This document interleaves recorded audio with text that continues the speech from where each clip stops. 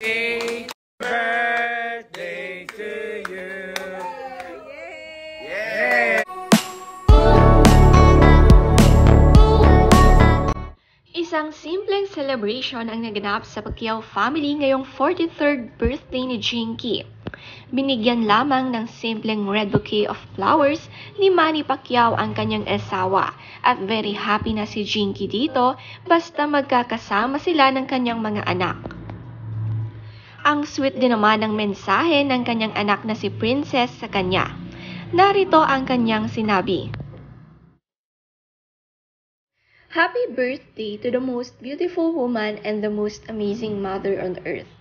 We have our ups and downs, but you've always been there for me and I want you to know that I'm always here for you too. Thank you for everything. You deserve all the best things in life. I love you so much, Mommy. Narito naman ang mensahe ni Manny Pacquiao para sa kanyang asawa na si Jinky. Sabi ng iba na ang happiest day of their life was when they said I do. Pero para sa akin, every morning I get to wake up next to you is my happiest day. I feel so happy and blessed to celebrate another year with you. Happy birthday, my beautiful wife, Jinky.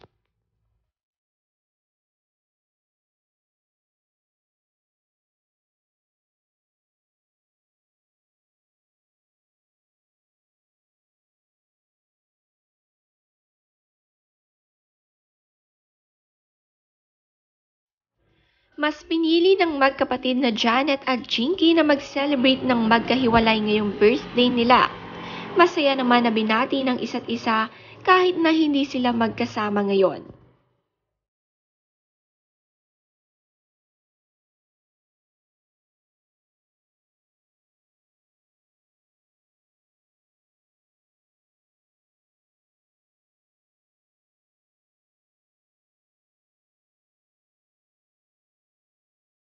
May bisita naman si Jinky na nagpadala pa ng purple bear at flowers.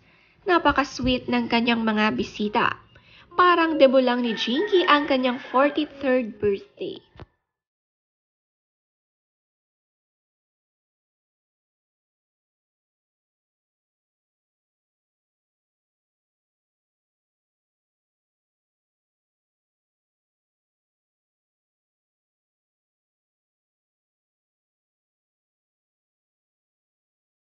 Nakapag-exercise pa ang magkapatid sa mismong kanilang araw ng birthday.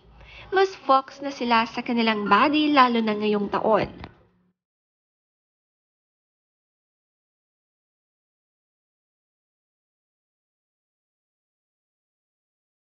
Si Janet naman feeling 34 years old sa kanyang birthday ngayon.